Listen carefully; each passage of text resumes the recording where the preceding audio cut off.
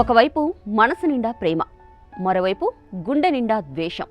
పెళ్లి తర్వాత మొదటి సంతోష క్షణాలు గడిపేందుకు కొత్తగా పెళ్లైన భార్యాభర్తలు జమ్మూ కాశ్మీర్కు వెళ్తారు. ప్రేమతో నిండిన ఆ హనీమూన్ ట్రిప్, హృదయాన్ని హత్తుకునే జ్ఞాపకాలు కలిగించాల్సిన ఆ ప్రయాణం కొద్ది క్షణాల్లోనే నరకంగా మారిపోయింది. కట్టుకున్న వాణ్ణి కళ్ల ముందే కొట్టి చంపేశారు ముష్కరులు.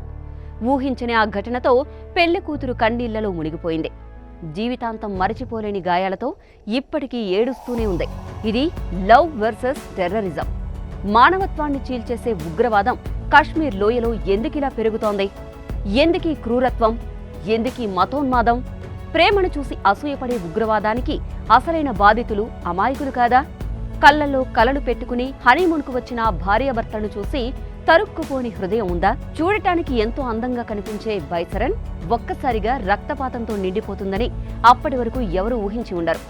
జమ్మూ కాశ్మీర్లోని పహల్గాం సమీపంలో ఉన్న బైసరన్ వ్యాలీ పచ్చని కొండలు, మంచుతో కప్పిన పర్వతాలు, నీలినీడల ముసుగుతో భూమిద స్వర్గంలా కనిపించే అందమైన ప్రదేశం.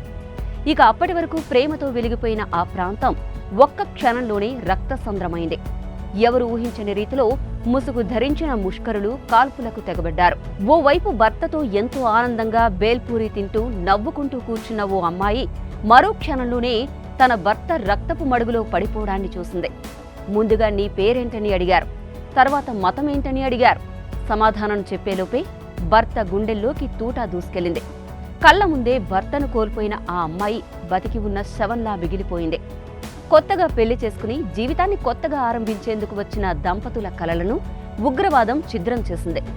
ఏప్రిల్ 4న పెళ్లి చేసుకున్న ఆ అమ్మాయి 18 రోజుల్లోనే భర్తను కోల్పోయింది. జీవితాంతం తన భర్తతో కలిసి పంచుకోవాల్సిన జ్ఞాపకాలను ఒక్క రోజులోనే తుడిచిపెట్టేశారు ముష్కరులు. భర్తను కళ్ల ముందే తుపాకీతో చంపేసిన దృశ్యం చూసిన ఆ పెళ్లి కూతురి గుండె తునకలైంది. నా భర్తను కాపాడండి ప్లీజ్ అంటూ ఆమె వేడుకున్న ఆ శబ్దం ఇంకా బైసరన్ గాలిలో మిగిలే ఉంది.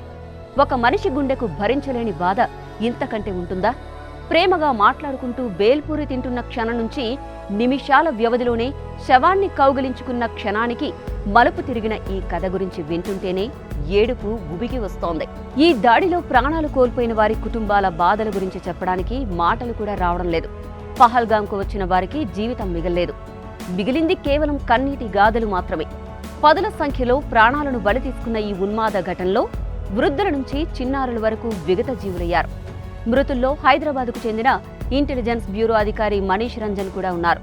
ఈ దాడిలో ఆయన పిల్లలు కూడా ప్రాణాలు కోల్పోవడం అత్యంత విషాదం. ఒక్క మాటలో చెప్పాలంటే ఈ దాడి తీవ్రతను చూస్తే గుండె చెదిరిపోతుంది. ఈ దాడిలో చనిపోయిన వారిలో విదేశీయులు కూడా ఉన్నారు. మరోవైపు పదుల సంఖ్యలో గాయపడిన వారు ఆసుపత్రిలో అల్లాడిపోతున్నారు. ఈ దాడికి పాల్పడింది తామేనని ది రెసిస్టెన్స్ ఫ్రంట్ అనే ఉగ్రవాద సంస్థ ప్రకటించుకుంది. ఇది పాకిస్తాన్ ఆధారిత లష్కరే తోయిబాకు చెందిన ఓ షాడో గ్రూప్.